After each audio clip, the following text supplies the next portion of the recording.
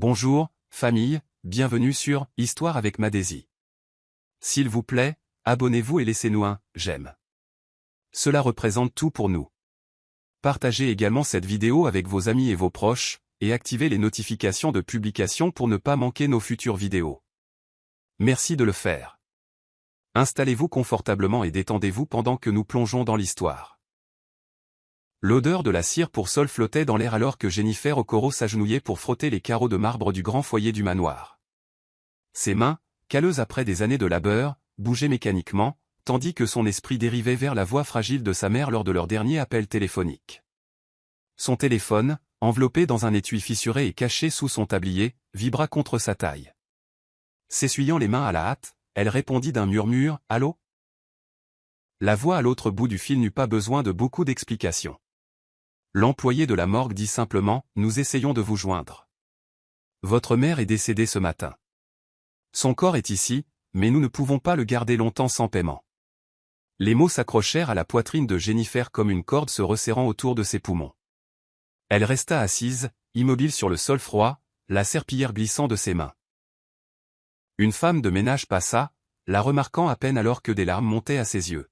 « J'allais envoyer de l'argent cette semaine », murmura-t-elle pour elle-même. Ce soir-là, elle s'assit à l'arrière des quartiers des employés, les genoux contre sa poitrine, les yeux fixant le vide dans la nuit. Sa mère avait été sa seule constante, son ancre. Depuis que leur père les avait quittés pour une autre famille et que Bruno, son frère aîné, avait disparu après avoir eu des ennuis avec la justice, il n'y avait plus qu'elles deux. Jennifer chuchota à travers ses larmes, « Maman, je n'étais pas prête, s'il te plaît, ne me laisse pas comme ça. » Ses économies, une petite enveloppe cachée sous son matelas, contenait à peine 22 000 Naira. Même pas assez pour un cercueil bon marché, encore moins pour un enterrement. Le propriétaire à Ashgun l'avait déjà menacé de jeter le corps de sa mère si le loyer n'était pas réglé. La douleur n'était pas seulement du chagrin. C'était de l'impuissance, de la honte, le goût amer de la pauvreté resserrant son étreinte. Son amie et collègue femme de chambre, Ushishi, posa une main tremblante sur son épaule et chuchota, « Jen, nous trouverons un moyen, Dieu ne t'abandonnera pas », mais Jennifer n'en était plus si sûre, Dieu semblait loin, l'espoir encore plus loin. Le lendemain matin, après avoir reçu l'appel dévastateur, Jennifer retourna au travail avec les yeux gonflés et un silence qui déconcertait même le personnel le plus bruyant. Elle se déplaçait comme un fantôme dans le domaine des coquères, époussetant les lustres, polissant les surfaces et récurant les toilettes.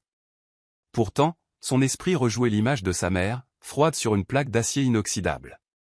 Sa douleur était enfouie sous des sourires forcés et des réponses « Oui, madame ». Lorsque la cuisinière, madame Ifeoma, la taquina sur son silence, Jennifer hocha poliment la tête mais ne dit rien. Après les tâches de la journée, elle se rendit au quartier des domestiques, sortit son carnet rouge délavé et griffonna ses dépenses. Ses lèvres tremblèrent alors qu'elle additionnait ses économies. 31 000, chuchota-t-elle, la voix tendue, toujours pas assez. Le loyer avait anéanti le peu qu'elle avait mis de côté. Elle essaya d'appeler son frère Bruno, mais le numéro sonna dans le vide. Ushishi suggéra de rendre visite à un prêteur, mais Jennifer secoua la tête. Même si je prends l'argent maintenant, comment le rembourserai-je plus tard? Je gagne une misère. Cette nuit-là, elle étendit un pagne usé sur le banc en bois derrière la cour et regarda les étoiles. Chaque scintillement lui rappelait les histoires que sa mère lui racontait sur le paradis. Quand une bonne âme meurt, une nouvelle étoile apparaît, avait dit sa mère un jour, en caressant les cheveux de Jennifer. Elle nous regarde d'en haut, priant pour que nous restions forts. Cette pensée la déchira. Elle n'avait même pas dit au revoir à sa mère. L'idée que le corps de sa mère puisse être jeté comme un déchet lui rongeait l'âme. Jennifer serra les poings et marmonna, « Je t'enterrerai avec honneur, maman. Même si cela me coûte tout. » La résolution était féroce mais sans direction. D'où viendrait l'argent? Elle n'avait pas de parents riches, pas de contacts influents, et à peine d'éducation. Le personnel du domaine luttait pour la plupart comme elle. Jennifer leva de nouveau les yeux vers le ciel, une larme coulant sur sa joue. « Montre-moi un chemin, Seigneur, n'importe lequel, je le prendrai. » 2 jours plus tard, alors que Jennifer passait le portail du domaine pendant sa pause, un homme mince dans un cafetan bien repassé sortit d'un SUV aux vitres teintées et l'approcha. Il avait une démarche assurée et un regard entendu. Êtes-vous Jennifer Okoro demanda-t-il en souriant doucement. Elle fronça les sourcils, méfiante. Qui demande? L'homme se présenta comme Lan, un arrangeur discret qui aidait les femmes en détresse contre rémunération. Ses yeux se plissèrent, mais la curiosité la cloua sur place. On m'a dit que vous aviez besoin d'argent. Rapidement, pour un enterrement, dit-il à voix basse. Jennifer cligna des yeux, ne sachant si elle devait le gifler ou pleurer. Je ne suis pas une prostituée, lança-t-elle. Lan hocha la tête. Et je ne vous demande pas de l'être. Juste une nuit, sans attache. Un homme très riche, anonyme. Vous ne le reverrez jamais. 1 million de Nera, en espèces. Pensez Y. Avant qu'elle ne puisse parler, il lui tendit une carte et s'éloigna. Jennifer fixa la carte toute la nuit. Elle ne mangea pas. Elle ne dormit pas. Son corps tremblait à l'idée de ce que cette nuit signifierait. Sa mère l'avait élevée pour qu'elle valorise sa dignité, pour ne jamais se vendre pour de l'argent. Mais sa mère n'était plus là. Et le corps de sa mère était sur le point d'être jeté dans une fosse commune si elle n'agissait pas rapidement. Cette pensée fit battre son cœur à tout rompre. Le lendemain matin, elle retrouva Ushoshi derrière la buanderie et se confia à elle. « Et si je le faisais » demanda Jennifer, les yeux rouges. « Jen, est-ce que tu t'entends » s'exclama Ushoshi. « Tu te détesteras pour toujours. » Les lèvres de Jennifer tremblèrent. « Mais maman ne sera pas déshonorée. N'est-ce pas pire ?» Ushoshi garda le silence. Le silence criait la vérité. Elle n'avait plus d'option. Cet après-midi-là, Jennifer prit la carte de Lan, se rendit derrière le domaine pour passer un appel, et d'une voix tremblante, dit « Je le ferai ». Lan vint la chercher à un coin tranquille de Surulrey cette nuit-là, vêtu de son calme habituel. « Ce sera vite terminé, dit-il, sentant ses mains tremblantes. Vous n'avez pas à parler. Personne ne vous touchera au-delà de ce qui a été convenu. » Jennifer portait une simple robe longue. Ses cheveux étaient rentrés dans un foulard. Sa dignité était pliée fermement contre sa poitrine. Ils roulèrent en silence jusqu'à un hôtel privé niché à Victoria Island. À la réception, personne ne posa de questions. Une clé de chambre fut remise à Lan sans qu'un seul formulaire ne soit rempli. Il la conduisit à l'ascenseur et lui tendit une enveloppe marron scellée. « La moitié maintenant, le reste après » dit-il doucement. Elle la prit avec des doigts tremblants. Sa voix se brisa. Son nom? Lan secoua la tête. Vous n'avez pas besoin de le savoir. Entrez simplement. Il vous attendra. Il ne vous fera pas de mal. C'est sa seule règle. Elle entra dans la chambre et trouva les lumières tamisées, un jazz doux jouant en fond sonore. Le grand homme se tenait près de la fenêtre. Le dos tourné, vêtu d'un costume sombre. Il ne parla pas quand elle entra. Elle ne pouvait pas voir son visage clairement, seulement une silhouette. « Vous n'avez rien à dire » dit-il. Sa voix était profonde, riche, mais calme. « Soyez juste là. » Sa gorge se noua. Elle eut l'impression que son âme avait quitté son corps alors qu'elle enlevait ses pantoufles et s'asseyait sur le bord du lit. Le reste se passa en silence, un flou d'ombre, de souffles étouffés et d'une douleur qu'elle n'aurait jamais imaginée. Il ne la regarda jamais. Elle ne lui a jamais demandé. Quand ce fut fini, elle se leva, ramassa son foulard et se dirigea vers la porte. Mais avant de partir, elle se tourna légèrement, murmurant plus pour elle-même que pour lui. « Merci de m'avoir aidé à l'enterrer. » L'homme ne dit rien. Jennifer sortit de la chambre sans se retourner. La seconde moitié de l'argent était déjà dans son sac. L'air dans le couloir semblait différent alors que Jennifer sortait de la suite. Elle ne ressentait pas de honte. Pas encore. Elle se sentit engourdie, comme si elle avait appuyé sur le bouton pause de son propre esprit. La ville était encore éveillée dehors, le trafic bourdonnait, des gens riaient dans des coins lointains. Mais elle se déplaçait à travers tout cela comme un fantôme. Elle serrait son sac fermement, sentant le poids de l'argent comme une brique qui la tirait vers le bas. Elle monta dans un taxi, marmonnant des indications la bouche sèche. Le chauffeur remarqua son expression pâle, mais ne dit rien. Dans sa cour, elle s'enferma dans sa petite chambre, s'assit sur le bord de son matelas et compta de nouveau l'argent, soigneusement, lentement. 1 million de Nera, tout en billets neufs, tout réel. Ce moment aurait dû lui apporter du soulagement. Mais plus elle comptait, plus elle se sentait vide. C'est le prix d'un adieu, murmura-t-elle, les larmes perçant enfin. Et cette nuit-là, pour la première fois depuis des années, elle ne rêva pas du tout. À l'aube, elle s'assit dehors alors que la gosse s'éveillait. Elle se sentait différente, plus âgée, comme si la nuit précédente l'avait vieilli de 10 ans. Ushushi passa avec du pain et de la bouillie, mais Jennifer ne pouvait pas manger. Elle regardait droit devant elle, la voix à peine audible. « Je l'ai fait, c'est fait. » Ushushi prit sa main et la serra sans dire un mot. La tête de Jennifer tomba contre son épaule, lourde d'une douleur trop profonde pour les mots. Elles restèrent assises en silence, laissant le bruit du monde couvrir leur peine.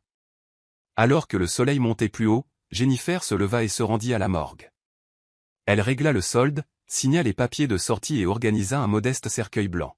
« Voulez-vous une cérémonie » demanda l'employé des pompes funèbres. Elle secoua la tête. « Donnez-moi juste un moment de calme et d'espace. » C'est tout ce qu'elle a toujours voulu. Sa voix ne trembla pas. Il n'y avait plus de place pour la faiblesse, seulement pour le devoir. L'homme hocha la tête, ému par sa force tranquille. Jennifer sortit, tenant un reçu, et dans son autre main, le certificat de décès de sa mère. Du papier, de l'encre et du silence. C'était tout ce qui lui restait maintenant. C'était un mardi matin lorsque Jennifer se tenait seule près du portail du cimetière, tenant un petit bouquet de lys qu'elle avait acheté avec ses derniers centnera. Le cimetière était vide, pas de chorale, pas de foule, pas de parapluie pour la protéger du soleil ardent. Seul un fossoyeur se tenait à proximité, attendant son signal. Le cercueil blanc avait été placé à côté de la terre ouverte. Jennifer s'approcha lentement, chaque pas délibéré. Sa robe noire collait à sa peau, et ses sandales s'enfonçaient légèrement dans le sol boueux. Elle s'agenouilla à côté du cercueil, posa les fleurs dessus et pressa sa main contre la surface fraîche. « Je suis désolée maman » chuchota-t-elle. « Je n'ai pas pu t'offrir une célébration, mais je t'ai donné la paix. Tu mérites la paix. » Le fossoyeur attendit respectueusement que Jennifer ferme les yeux et murmure une douce prière en igbo. Puis, d'un signe de tête ferme, elle donna l'autorisation de commencer l'enterrement. Le cercueil descendit dans la terre, et à chaque bruit sourd de la terre frappant le bois, Jennifer sentait qu'une partie d'elle était enterrée aussi. Pas d'hymne, pas d'éloge funèbre, juste le son brut de la terre se refermant sur l'amour. Quand ce fut fini, le fossoyeur lui tendit une planchette avec le nom de sa mère, grossièrement gravé dessus. « Vous pourrez la peindre plus tard » offrit-il gentiment. Elle hocha la tête et la plaça à la tête de la tombe. Une brise agita son foulard alors qu'elle se tournait pour partir. Derrière elle, le monticule fraîchement recouvert se tenait silencieux, comme un chapitre clos de force. Au portail, elle jeta un dernier regard en arrière. « Tu as élevé une battante, maman. J'espère que tu le vois maintenant » chuchota-t-elle. Puis elle s'éloigna, les bras croisés fermement. Une force tranquille brûlant dans ses yeux. Personne ne connaissait sa douleur. Personne n'a applaudi son sacrifice. Mais le monde comprendrait un jour ce à quoi elle avait renoncé, juste pour dire au revoir. 3 jours plus tard, Jennifer reprit le travail au domaine. Son corps était revenu, mais son âme errait dans le cimetière. Elle se déplaçait comme une ombre, nettoyant en silence, ne répondant que lorsqu'on lui parlait, et évitant les miroirs comme s'ils contenaient une version d'elle qu'elle ne reconnaissait plus. Madame Ifeoma mentionna son absence en passant, mais n'insista pas. Jennifer était reconnaissante de ce silence. Ce matin-là, on lui confia le nettoyage de l'étage du Penthouse, une section à laquelle elle n'avait jamais eu accès auparavant. Son nom avait été écrit à l'encre bleue à côté des mots « Penthouse, mission spéciale ». Elle supposa que c'était une erreur. Mais quand elle arriva, la porte s'ouvrit avant qu'elle ne frappe. Derrière se tenait un homme grand, bien bâti, aux traits fins et aux yeux familiers. Il recula silencieusement, la laissant entrer. Son souffle se coupa. C'était lui. Le cœur de Jennifer battait à tout rompre alors qu'elle entrait dans l'appartement de luxe. Son parfum, l'éclairage, même la moquette sous ses pieds, tout était trop familier. Elle ne parla pas. De peur que sa voix ne trahisse sa confusion. Davis Cocker, le mystérieux milliardaire, l'observa attentivement, mais sans aucun signe de reconnaissance. Il dit simplement « Vous pouvez commencer par les fenêtres ». Sa voix était ferme mais calme, et cela la frappa plus profondément que prévu. Pendant qu'elle travaillait, elle sentait ses yeux la suivre, silencieux mais lourds. Elle essaya de rester concentrée, mais sa main trembla en époussetant l'étagère. Savait-il? Faisait-il semblant? L'air entre eux était tendu de vérités inexprimées. Alors qu'elle se préparait à partir, il lui tendit une enveloppe blanche. Pour aujourd'hui, dit-il sans émotion. Elle la prit et murmura, « Merci, monsieur. » Mais en entrant dans l'ascenseur, une pensée la hantait. Pourquoi ses yeux semblaient-ils se souvenir de tout? À partir de ce jour, Jennifer fut assignée aux pentouses de Davis tous les mardis. Personne ne s'en étonna, pas même Madame Ifeoma.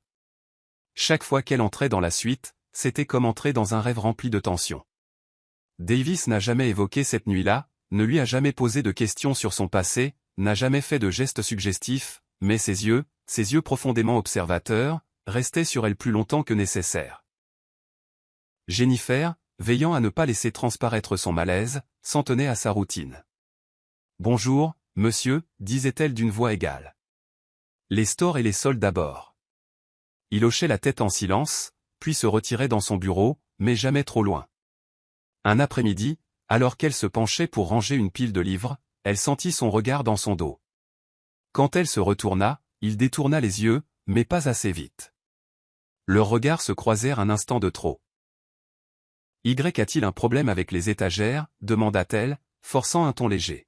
« Non » répondit-il. « Vous me rappelez simplement quelque chose que j'avais oublié qui me manquait. » Le souffle de Jennifer se coupa. Mais elle ne dit rien. Ce jour-là, elle mit plus de temps à nettoyer le bureau, curieuse maintenant. Qui était cet homme derrière les comptoirs en marbre et les fauteuils en cuir lisse? Pourquoi lui donnait-il le double de pourboire des autres? Pourquoi parlait-il si peu, mais en disait-il tant avec ses silences? Et pourquoi sa poitrine lui faisait-elle mal chaque fois qu'il la fixait comme si elle était une énigme qu'il avait connue autrefois? Alors qu'elle essuyait le dernier coin de la table en verre, Davis parla enfin de nouveau. « Vous avez fait ce que vous deviez faire. Personne n'a le droit de juger cela. » Elle se figea, sa main s'arrêta en plein mouvement.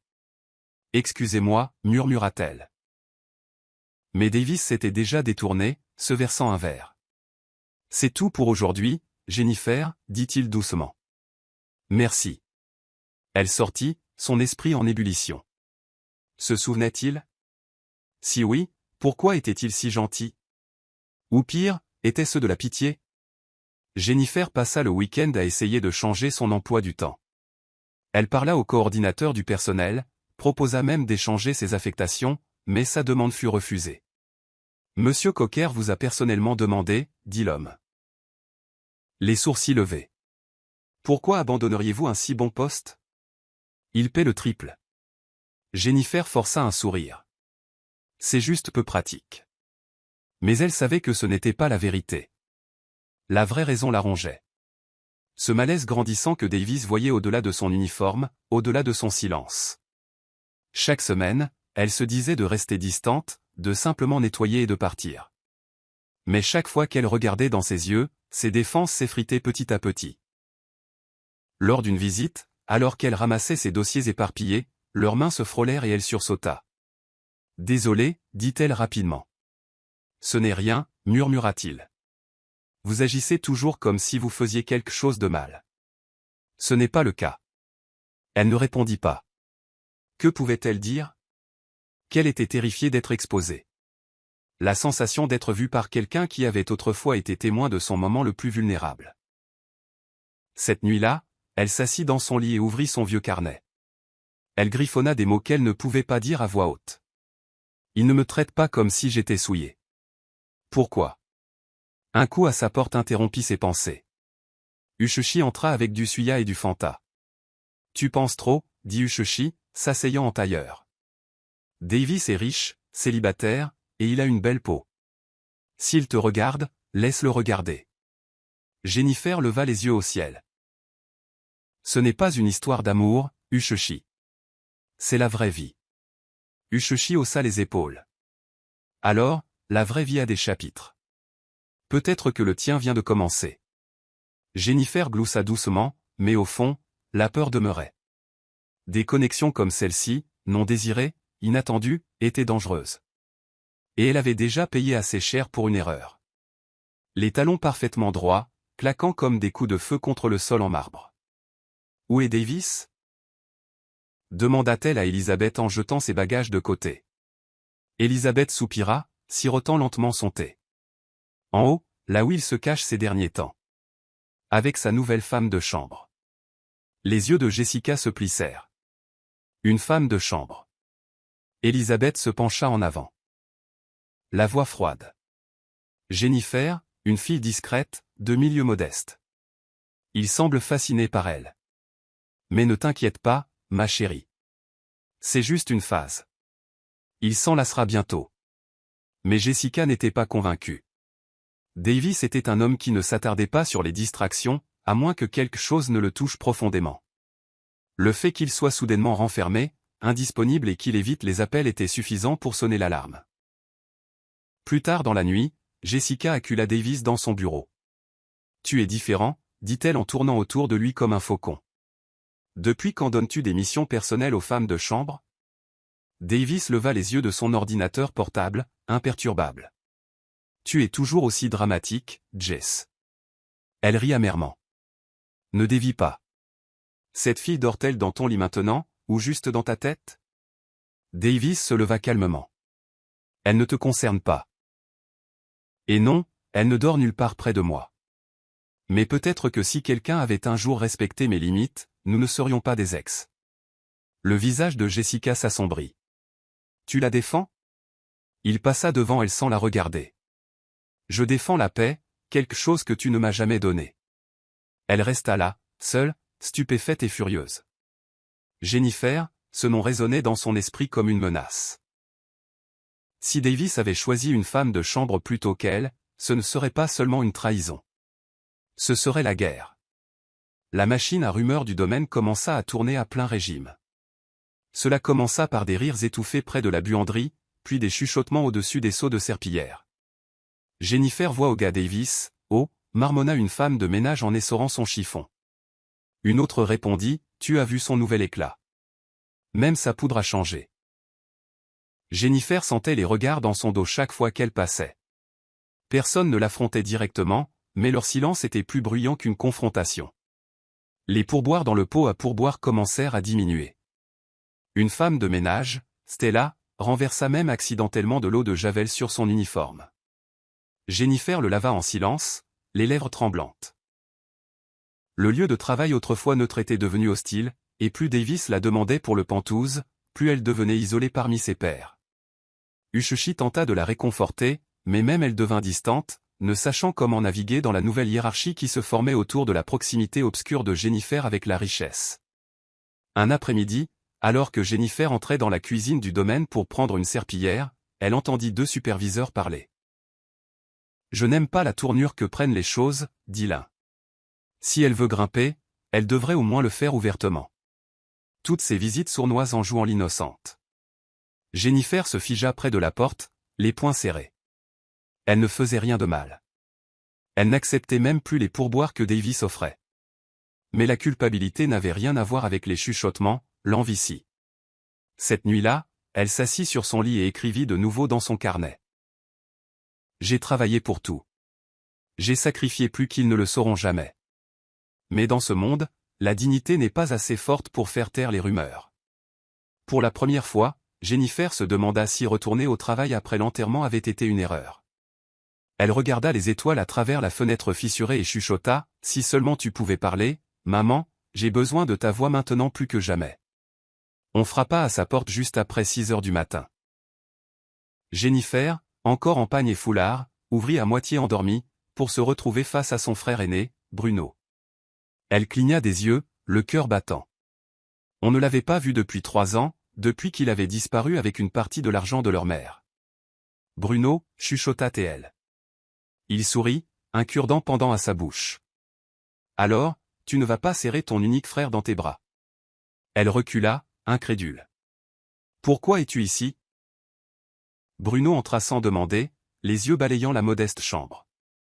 J'ai entendu que maman est morte. Tu n'as même pas appelé ton propre sang? La mâchoire de Jennifer se serra. Tu as disparu. J'ai appelé jusqu'à ce que mon crédit soit épuisé. Tu ne reviens que maintenant, pourquoi? Des condoléances? Bruno gloussa sèchement. Non, l'héritage. Le sang de Jennifer se glaça. L'héritage? Il n'y a rien. Je l'ai enterré moi-même avec mon argent. L'expression de Bruno changea. Je sais que tu as de l'argent. Le bruit court que tu as rencontré un homme qui a tout réglé. Un grand homme, un certain Davis. Jennifer le fixa, dégoûtée. Sors. Bruno croisa les bras. Tu t'es vendu, n'est-ce pas, pour une tombe? C'est ce que les gens disent. Ses yeux s'enflammèrent. Et toi? Tu as vendu la paix de ta propre mère pour une bouteille de gin bon marché et 3 années d'absence. Ne viens pas ici avec tes jugements. Bruno ricana en reculant. Souviens-toi juste que ta honte n'est pas enterrée avec maman. Les gens regardent. Alors qu'il partait, Jennifer s'effondra sur son lit, des larmes lui brûlant les yeux. La trahison la coupa plus profondément que les rumeurs. Son propre sang, cherchant à instrumentaliser sa douleur. Quelques jours plus tard, Jennifer trouva une note glissée sous son seau de nettoyage. Elle était sur du papier épais avec le blason de la famille Cocker en relief doré. La note disait « Dîner. Formel. 19h. On viendra vous chercher à 18h. Ne soyez pas en retard. » Ses mains tremblaient. Pourquoi Davis l'inviterait-il à dîner? Pas pour le nettoyage. Pas pour des courses. Un dîner. Un vrai. Ushushi, en l'apprenant, Alta et l'aida à emprunter une robe à une autre femme de chambre qui avait travaillé dans une boutique. Tu dois porter des talons, dit-elle en souriant malgré son excitation. Même si ça te pince l'âme. Jennifer se regarda dans le miroir plus tard dans la soirée, reconnaissant à peine la jeune fille avec une légère poudre, des tresses bouclées et des lèvres brillantes. Tu n'as pas ta place là-bas, l'avertit une voix dans sa tête. Mais peut-être que tu le mérites, chuchota une autre. La voiture noire arriva ponctuellement. Le chauffeur ouvrit la porte avec un signe de tête respectueux. À l'intérieur, un jazz doux jouait. Quand elle arriva au domaine, on la fit entrer dans une salle à manger éclairée aux chandelles avec des lustres en cristal et une longue table dressée pour 6. Elisabeth était assise en bout de table, le regard glacial. Jessica était d'un côté dans une robe émeraude profonde, souriant narquoisement sans honte. Davis se leva et se dirigea vers Jennifer. « Merci d'être venue, dit-il doucement. Tu es radieuse. » Elle hocha timidement la tête. « Merci, monsieur. » Le dîner commença. Mais l'air était lourd de jugement. Elisabeth ne dit rien directement, mais fit des remarques acerbes sur les nouveaux arrivistes sociaux et sur le fait que la dignité signifiait autrefois quelque chose. Jessica, sirotant son vin, ajouta « Certaines filles savent comment nettoyer. D'autres essaient d'épouser le sol. » La main de Jennifer trembla légèrement sur sa fourchette, mais elle ne détourna pas le regard. Elle affronta leur regard avec un feu tranquille. Elle avait déjà fait face à la honte, mais ce soir, elle mangerait, elle ne m'en dirait pas. Au moment où le dessert fut servi, une mousse à la mangue avec un tourbillon de crème, Jennifer se sentit plus que simplement rassasiée. Elle se sentit étouffée. La table bourdonnait de conversations polies, mais chaque regard dans sa direction portait un venin subtil. Elisabeth remua son thé avec une cuillère en argent, sans jamais reconnaître Jennifer par son nom. Au lieu de cela, elle parla fort à personne en particulier. À mon époque, les familles élevaient leurs filles pour qu'elles connaissent leur place. Toutes les femmes ne sont pas faites pour la soie et les lustres. Jessica gloussa, posant délicatement sa serviette sur ses genoux. Certaines filles savent comment nettoyer le cristal, mais pensent qu'elles y ont leur place. La fourchette de Jennifer s'arrêta en l'air. Ses yeux se tournèrent vers Davis. Il la regardait, non pas avec pitié, mais avec une retenue tranquille, comme s'il la suppliait silencieusement de ne pas réagir. Elle ravala la boule dans sa gorge et sourit faiblement. Certaines d'entre nous n'ont pas été élevées avec de l'argenterie, madame, mais nous brillons encore plus sans, dit-elle calmement. L'expression d'Elisabeth vacilla. Après le repas, Jennifer s'excusa pour se rendre sur le balcon pour respirer. Ses jambes tremblaient légèrement d'avoir contenu la tempête. Davis la rejoignit quelques minutes plus tard, ses pas doux sur le marbre. « Je suis désolé pour ce soir, dit-il, se tenant à côté d'elle, les bras croisés. Tu n'aurais pas dû subir ça. Elle regarda droit devant elle, l'horizon de la gosse scintillant comme des étoiles tombées. J'ai vécu pire, répondit-elle, mais je ne m'attendais pas à être humiliée pendant le dîner. Davis soupira. Ma mère, elle est coincée dans un monde qui n'a jamais accueilli le changement. Et Jessica, eh bien, elle est juste en colère que je sois sorti de son contrôle. Jennifer se tourna lentement vers lui. Pourquoi m'avoir invité? Il la regarda dans les yeux. Parce que je voulais qu'elle voie la femme que je vois, résiliente, posée, inébranlable. Sa voix s'adoucit. Je me souviens de tout, Jennifer. Cette nuit-là, ta force, et comment tu n'as jamais demandé plus que ce dont tu avais besoin. Son cœur manqua un battement. Il se souvenait. Jennifer s'appuya contre la balustrade, la brise nocturne caressant ses joues comme une douce caresse. Alors vous saviez que c'était moi, chuchota T.L. Davis ne sia pas, dès l'instant où tu es entré dans mon pantouse, j'ai reconnu la façon dont tu portais ta douleur. Je n'ai rien dit parce que je ne voulais pas rouvrir tes blessures. Jennifer laissa le silence s'installer entre eux avant de demander. Alors pourquoi l'avez-vous fait? Pourquoi payer autant pour quelqu'un que vous n'avez même pas touché? Il se tourna vers elle, les yeux brillants d'un chagrin inexprimé. Parce que je sais ce que c'est que le désespoir. Quand mon père est mort, nous n'avions rien. Ma mère s'est remariée avec un homme riche, mais à ce moment-là, j'avais déjà vu ce que la pauvreté fait à la dignité. Quand Laure est venue me voir avec ton histoire, j'ai choisi d'aider, mais pas de t'utiliser. Elle ravala le nœud serré dans sa gorge. Ces paroles la réconfortaient et la déconcertaient à la fois. Jennifer se décala légèrement. Mais vous m'avez laissé croire que j'avais fait quelque chose que je ne pouvais pas défaire. Davis s'approcha. Tu as donné ta nuit. Mais pas à la honte. Tu l'as donnée à l'amour pour ta mère. Sa voix se brisa légèrement. Cette nuit m'a changé aussi, Jennifer. J'ai vu quelqu'un prêt à se briser pour en préserver un autre, et je ne pouvais pas t'oublier. Elle leva les yeux vers lui, un mélange d'incrédulité et de clarté sur son visage. Alors qu'est-ce que c'est maintenant, demanda-t-elle. De la pitié, de l'attirance? Il secoua la tête. C'est de l'admiration, peut-être même plus.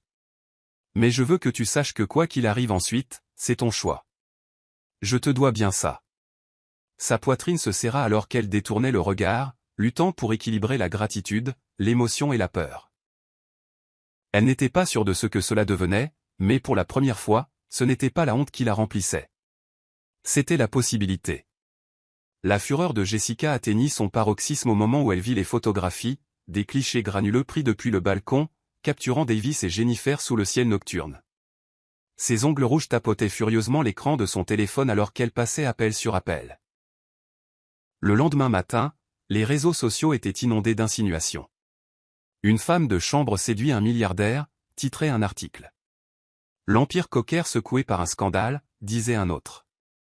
Jennifer, d'abord inconsciente, entra dans le domaine pour ne rencontrer que des regards froids et des sourires moqueurs. Une femme de ménage poussa délibérément un seau de serpillière sur son chemin. Attention, oh, madame.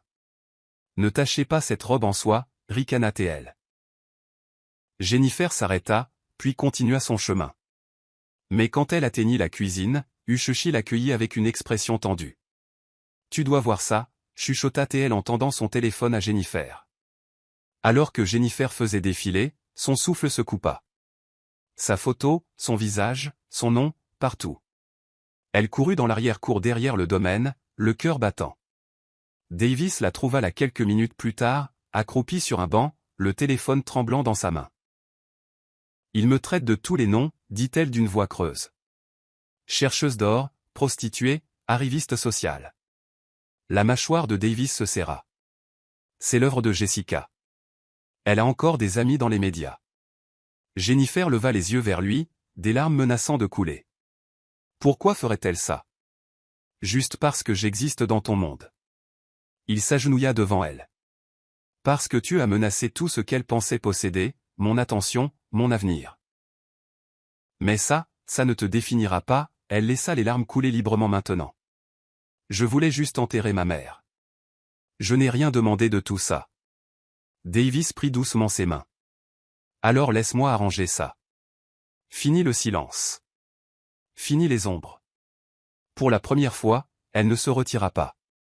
Parce que quelque part en elle, malgré la honte, l'espoir avait commencé à respirer. Le lundi matin, les chuchotements s'étaient transformés en ordre. Jennifer fut convoquée au bureau du directeur du domaine, où M. Olanyi était assis derrière un bureau en métal, les bras croisés et une expression vide.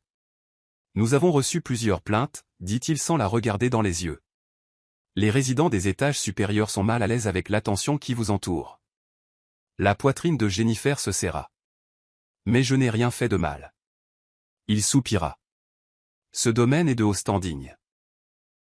La presse négative, surtout lorsqu'elle implique le personnel, rend les choses difficiles pour tout le monde. » Elle déglutit difficilement. « Alors c'est tout.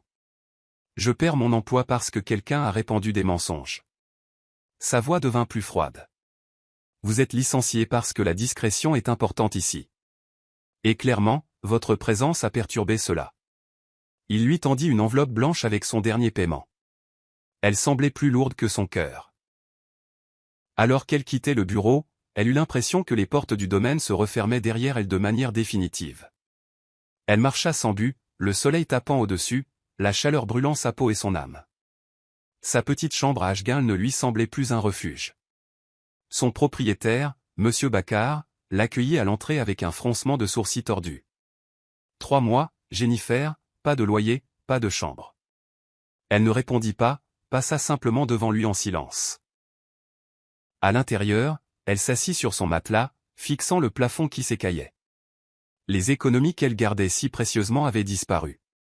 Enterrées. Utilisées. Maintenant, elle n'avait plus rien d'autre qu'un sac en plastique de uniforme plié et un silence plus bruyant que n'importe quelle insulte. Ce soir-là, Davis appela. Elle laissa sonner. Il rappela. Au 3e essai, elle répondit. « Pourquoi ne m'as-tu rien dit ?» demanda-t-il. « Parce que je ne voulais pas être un fardeau pour toi, » répondit-elle. « J'ai perdu ma mère, mon travail et mon nom. Que me reste-t-il à donner ?» La voix de Davis se brisa. « Ta paix. Viens rester avec moi, juste le temps que tu retrouves tes marques. » Il y eut une pause. Et puis, pour la première fois, elle dit oui. Il pleuvait quand Jennifer arriva aux portes de la résidence privée de Davis à Ikoyi. Elle portait une robe bleue délavée, trempée jusqu'aux genoux, et tenait un parapluie cassé qui battait au vent comme un oiseau mourant. Le gardien de sécurité ouvrit le portail, la reconnut et lui offrit rapidement un abri. À l'intérieur du hall, l'air chaud et l'éclairage doux l'enveloppèrent. Davis apparut en haut de l'escalier en survêtement et sweatshirt, l'inquiétude gravée sur son visage. « Tu es venu à pied ?» demanda-t-il en descendant rapidement. Elle hocha la tête en frissonnant. Il ne restait plus d'argent pour le transport. Sans hésitation, il la serra dans ses bras, une étreinte ferme, stable, sans mots. « Tu es en sécurité maintenant » dit-il dans ses cheveux. Elle ne pleura pas, pas encore, mais quelque chose se détendit dans sa poitrine. Un poids qu'elle n'avait même pas réalisé qu'elle portait. Davis la conduisit à une chambre d'amis, simple, élégante, chaleureuse. Une serviette pliée, un peignoir et des pantoufles neuves l'attendaient au bord du lit. « Prends ton temps » dit-il doucement. « Tu n'es pas ici comme un projet, Jennifer. Tu es ici parce que tu comptes pour moi. » Elle ne savait pas comment répondre, alors elle hocha simplement la tête, disparaissant dans la salle de bain où l'eau chaude l'enlaça comme des bras. Plus tard dans la nuit, elle s'assit en vêtements propres, sirotant du thé près de la fenêtre, tandis que la pluie tambourinait doucement dehors. Davis était assis en face d'elle en silence, un livre sur ses genoux qu'il ne lisait pas. « Tu as dit que tu n'avais pas couché avec moi cette nuit-là » chuchota-t-elle. Il leva les yeux. « Parce que j'ai vu tes yeux, tu souffrais, et je ne voulais pas en rajouter. » Elle expira lentement, puis hocha la tête. « Merci pour ça, et pour ça. » Il se leva et se tourna pour partir. « Tu n'es plus seul. Ne l'oublie pas » Alors qu'il fermait doucement la porte derrière lui, Jennifer fixa la tasse fumante dans ses mains, et pour la première fois depuis des semaines, elle ne se sentit pas comme un fardeau. Elle se sentit protégée. À la fin de la semaine, Jennifer commença à aider dans la maison de Davis. Non pas parce qu'il le demandait, mais parce qu'elle ne pouvait pas rester assise pendant que quelqu'un d'autre lui offrait un toit.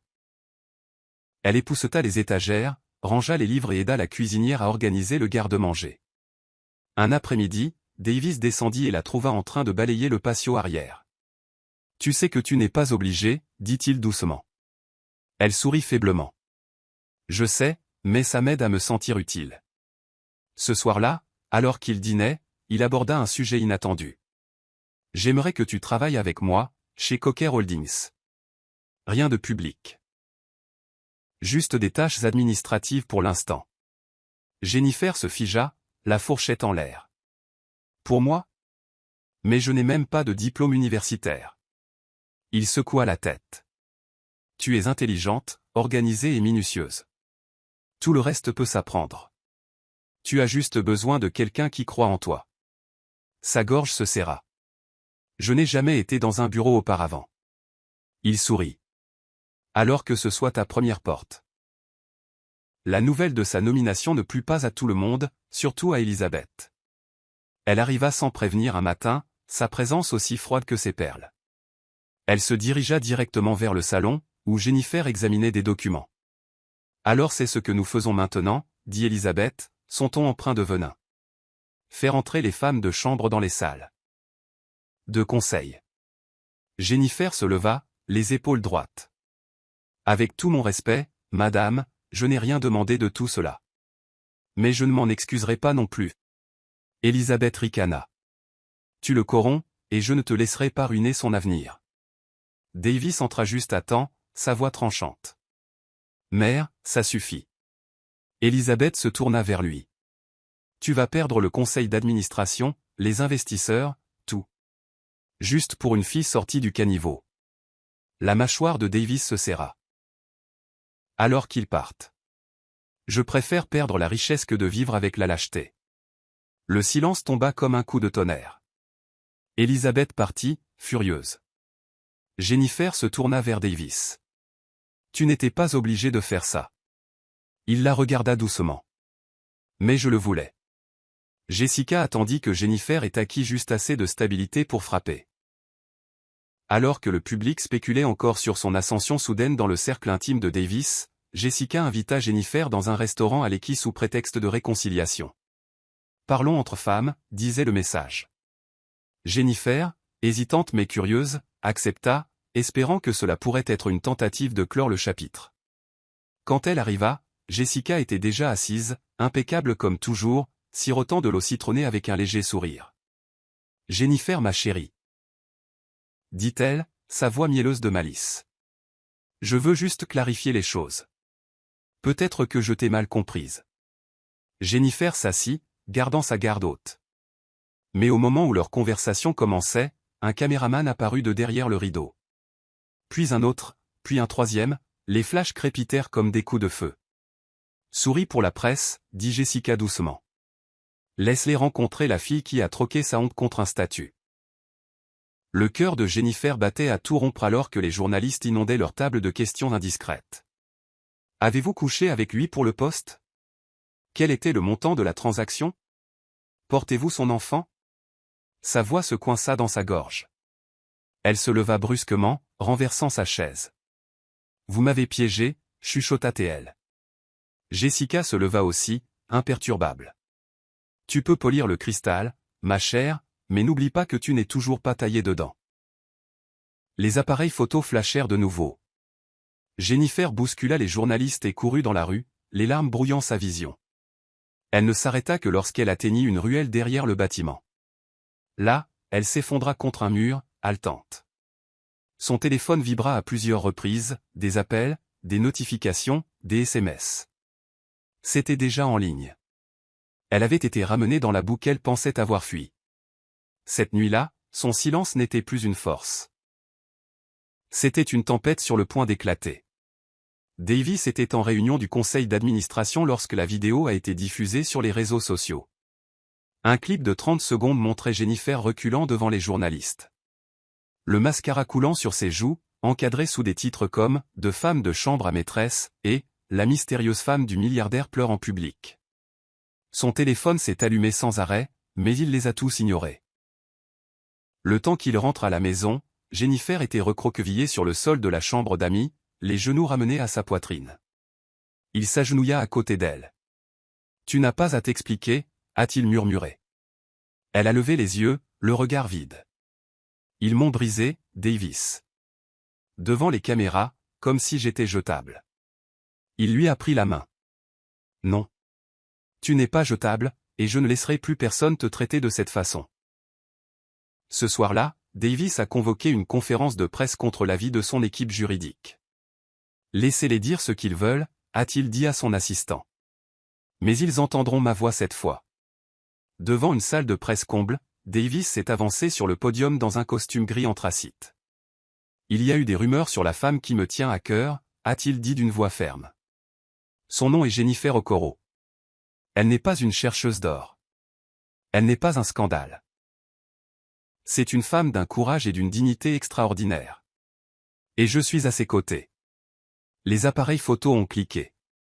Les journalistes ont halté. Ce n'est pas un coup de pub, a-t-il poursuivi. C'est la vérité. Et je ne la regarderai pas être détruite pour avoir aimé sa mère plus que sa propre fierté.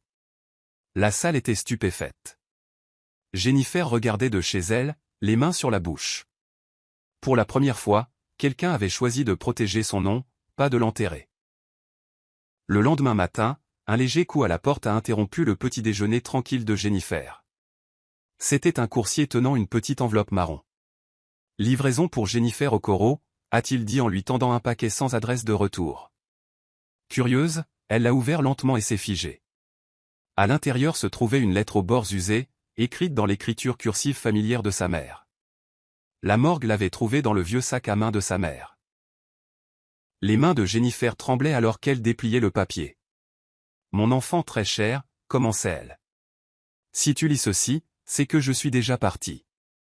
Je veux que tu saches quelque chose avant que quiconque essaie de te dire qui tu es. Tu es plus que ta lutte. Plus que ce que la vie t'a forcé à donner. Tu n'es pas la honte. Tu es la force. Des larmes coulaient librement alors qu'elle serrait la lettre contre sa poitrine. Elle s'est dirigée vers le jardin derrière la maison et a lu le reste à haute voix sous une canopée de fleurs. Ne laisse jamais le monde décider de ta valeur. N'échange pas ton âme contre le silence. Dis ta vérité. Vis avec grâce. Et pardonne-toi quand le monde ne le fait pas. Jennifer a plié la lettre et l'a embrassée doucement. Davis l'a trouvée là quelques minutes plus tard. Ça va, a-t-il demandé doucement. Elle a hoché la tête. Elle a vu ça venir. D'une manière ou d'une autre, elle savait. Il s'est assis à côté d'elle. Que vas-tu faire maintenant? Jennifer a regardé droit devant elle, la voix calme et ferme. Je vais cesser de me cacher de toi, de moi-même. Ce jour-là, elle a encadré la lettre et l'a placée près de son lit, non pas comme un souvenir de perte, mais comme un rappel de la femme qu'il a élevée pour qu'elle se relève, même brisée.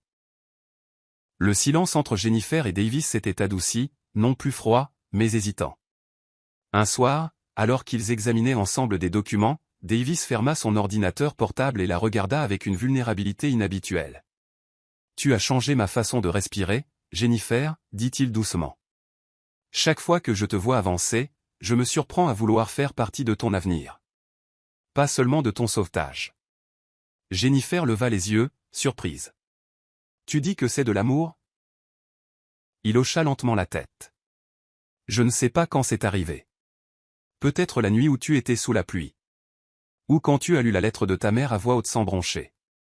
Mais je sais ce que je ressens. » Son cœur battait à tout rompre. Le poids de ses mots était lourd. Non pas parce qu'ils n'étaient pas désirés, mais parce qu'ils arrivaient à un moment où son cœur se reconstruisait encore. Jennifer se leva et se dirigea vers la fenêtre, regardant les nuages dériver à travers la lune. « J'ai besoin de temps, Davis, dit-elle doucement. Non pas parce que je ne tiens pas à toi, mais parce que j'ai besoin de savoir ce que c'est. Loin de la douleur, loin de la survie. Je ne veux pas confondre la sécurité avec l'amour. » Il se leva, se dirigea vers elle et hocha la tête. « Prends tout le temps dont tu as besoin. Mais ne me ferme pas la porte pendant que tu cherches. » Elle sourit faiblement, touchée par sa sincérité. « Tu n'es plus seulement ma bouée de sauvetage. » Chuchota-t-elle. « Tu es quelqu'un que je veux comprendre profondément, sans les ombres de ce qui nous a réunis. » Cette nuit-là, en se disant bonne nuit, il n'y eut pas de baiser. pas de promesses. Juste deux personnes au bord de quelque chose d'honnête, avec le courage d'attendre ce qui pourrait éclore sans force. Derrière les moments chaleureux que Davis partageait avec Jennifer, Elizabeth travaillait sans relâche en coulisses. En l'espace d'une semaine, elle a rencontré 3 membres du conseil d'administration, organisé 2 dîners et envoyé un dossier accablant. Il contenait des photos, des chronologies tordues et des comptes manipulés, tous conçus pour discréditer le leadership de Davis en exploitant sa connexion avec Jennifer. Il est distrait, a-t-elle dit au conseil. Et quand un homme commence à prendre des décisions émotionnelles en affaires, les actionnaires saignent. Les chuchotements se sont intensifiés. Les rumeurs ont atteint Davis le vendredi. Son assistant est entré dans son bureau, pâle. « Monsieur, un vote est prévu. Ils essaient de vous destituer. » Davis est resté immobile, laissant les mots se poser comme de la poussière. « Et qui mène la charge ?» a-t-il demandé. L'assistant a hésité. « Votre mère, et Jessica est également impliquée. » Jennifer a appris la nouvelle ce soir-là, et est restée figée. « Ils se servent de moi. » A-t-elle murmuré. « Ils utilisent ta gentillesse pour détruire tout ce que tu as construit. » Davis a pris sa main. « Alors ils échoueront. Parce que ce que nous avons, ce n'est pas un handicap. C'est la preuve que j'ai encore un cœur. » Mais Jennifer ne pouvait pas se défaire de la culpabilité. « Je vais m'éloigner, Davis, a-t-elle offert. Peut-être que si je disparais, ils laisseront tomber. » Il l'a regardé, une lueur de douleur traversant ses traits. « Tu n'es pas un secret que je veux cacher. Tu n'es pas le problème. Ce sont eux. » Pourtant, le matin, les gros titres tourbillonnaient. L'Empire Cocker fait face à une révolte interne. Des sources anonymes ont alimenté les flammes. La pression montait. Jennifer s'est tenue devant son miroir, a brossé ses tresses en arrière et a pris une décision. Elle ne fuirait pas cette fois. Si la salle du conseil voulait une guerre, elle y entrerait la tête haute. La tension était palpable dans la salle du conseil au moment où Jennifer est entrée. Bien que n'étant pas actionnaire, elle a demandé à parler. Et Davis ne l'a pas arrêtée. Les dirigeants ont échangé des regards alors qu'elle se tenait à l'avant de la salle au mur de verre, vêtue d'un modeste chemisier bleu marine et d'un pantalon noir, sans maquillage, sans bijoux. Juste sa voix. « Je sais que beaucoup d'entre vous ne me respectent pas », a-t-elle commencé, le regard ferme. « Pour vous, je suis une femme de chambre qui a fait la une des journaux.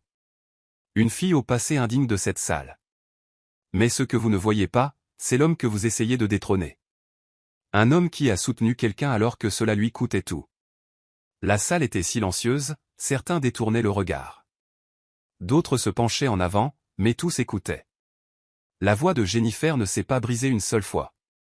Davis Cocker n'est pas plus faible de m'aimer.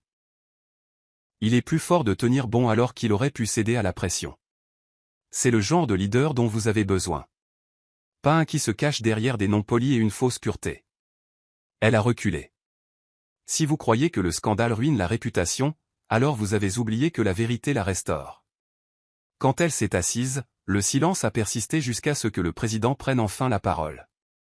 Votons. Un par un, les mains se sont levées, pour destituer, pour maintenir. Lorsque le décompte a été fait, Davis est resté. De justesse, mais il est resté. Après la réunion, alors que Jennifer sortait, Davis lui a attrapé la main. « Tu n'étais pas obligé de faire ça. » Elle s'est retournée, les yeux féroces. « Non, mais je le voulais. » Dehors, les journalistes attendaient, avides de petites phrases. Jennifer se tenait à côté de Davis, cette fois non pas dans la honte, mais dans un défi silencieux. La tempête n'était pas passée, mais elle ne se cachait plus de la pluie. Jennifer commençait à ressentir un fragile sentiment de calme jusqu'à ce que le passé frappe à nouveau à sa porte. Un après-midi, alors qu'elle se promenait dans un marché local pour acheter des épices, une voix a transpercé l'air comme une lame. « Alors, c'est la nouvelle toi. » Bruno se tenait là dans un blazer froissé, tenant un dossier sous un bras et affichant ce même sourire suffisant qui signifiait toujours des ennuis. Jennifer recula instinctivement. « Que veux-tu, Bruno ?» Il s'approcha, tapotant le dossier. « Je suis venu chercher ce qui m'est dû, et je ne parle pas d'argent. » Ses yeux se plissèrent. « Il n'y a rien qui te soit dû. » Bruno se pencha. J'ai des documents, Jennifer. Des captures d'écran, des messages, la preuve de ce que tu as fait la nuit où maman est morte. Tu penses que la presse sait tout. Je peux détruire ce qu'il reste de ta paix. Les poings de Jennifer se serrèrent. Tu exploiterais ta propre sœur juste pour un paiement. Bruno haussa les épaules. Tu as abandonné ta dignité pour un cercueil. Je suis juste ici pour encaisser les suites. Il lui tendit une carte de visite. Tu as une semaine. Soit tu disparais de la vie de Davis. Soit je vends l'histoire aux médias. Alors qu'il s'éloignait, ses genoux fléchirent légèrement, le poids de sa menace s'abattant comme un coup. Ce soir-là, elle raconta tout à Davis. Il veut te ruiner, dit-elle. Le visage de Davis s'assombrit. Il n'en aura pas l'occasion. S'il veut la guerre, il a choisi le mauvais champ de bataille. Mais Jennifer secoua la tête. Je ne veux plus de bataille, Davis. Je veux juste que la vérité vive avant qu'elle ne soit à nouveau tordue.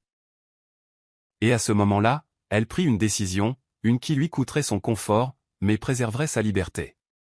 3 jours plus tard, Jennifer était assise devant une foule de journalistes dans une modeste salle de conférence de presse qu'elle avait réservée elle-même. Pas d'équipe de presse, pas d'agent de relations publiques, juste elle. Vêtue d'un simple chemisier blanc et du collier de sa mère, elle ajusta le microphone et regarda la mer de lumière clignotante. « Mon nom est Jennifer Okoro. » Commença-t-elle d'une voix égale. Et avant que quiconque ne profite de mon histoire ou ne l'utilise pour blesser les autres, j'ai choisi de la raconter moi-même. La salle devint silencieuse. Il y a des années, j'étais une femme de chambre. J'ai travaillé dur. J'ai peu gagné. Et quand ma mère est morte, je n'avais rien. Rien d'autre que l'amour. Alors oui, j'ai vendu ma première nuit pour lui offrir un enterrement. Et je ne l'ai jamais regretté une seule fois. Des halètements résonnèrent dans la pièce. Mais Jennifer ne s'y a pas. Cette nuit n'a pas été la fin de ma dignité. C'était le début de mon sacrifice. J'ai fait ce que je devais faire. Et je ne laisserai plus jamais la honte appartenir à l'amour. Sa voix vacilla seulement légèrement. Je ne suis pas une victime. Je ne suis pas une séductrice. Je suis une fille. Je suis une femme. Et je ne me cache plus. Les applaudissements commencèrent lentement, puis s'intensifièrent. Certains journalistes se levèrent. D'autres essuyèrent des larmes. Davis regardait depuis le côté de la pièce, le cœur battant. Ses yeux fixés sur la femme qui venait de reprendre sa voix. Jennifer descendit de l'estrade la tête haute, chaque pas résonnant comme le battement de la liberté. Elle n'a pas fui. Elle n'a pas craqué. Elle s'est tenue debout, et le monde a écouté. Dehors, le ciel s'était adouci en une teinte dorée du soir alors que Jennifer sortait à l'air libre. Les appareils photo flashaient toujours, mais il n'y avait pas de panique dans sa démarche. Elle marcha d'un pas assuré à travers la foule, jusqu'à ce qu'elle voie Davis, qui attendait les mains dans les poches et quelque chose d'indéniablement tendre dans son regard. Elle s'arrêta devant lui, le cœur battant la chamade. « Je ne sais pas ce qui va suivre, dit-elle doucement. Mais je veux que ce soit honnête. » Davis ne dit pas un mot au début. Au lieu de cela, il prit sa main, la tirant doucement plus près. « Voilà à quoi ressemble l'amour, Jennifer, murmura-t-il. Il n'est pas bruyant. Il n'est pas parfait. Il est juste là, avec toi. » Puis il fit quelque chose que le monde n'attendait pas. Il lui baisa la main, juste devant les caméras. Pas de manière possessive. Pas pour les gros titres, mais comme un vœu. Le moment se figea dans le temps, les journalistes baissèrent leurs micros. Même la foule se calma.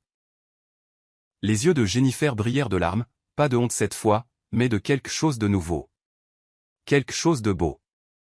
On m'a traité de beaucoup de choses, chuchota-t-elle, mais personne ne s'est jamais tenu à mes côtés comme ça.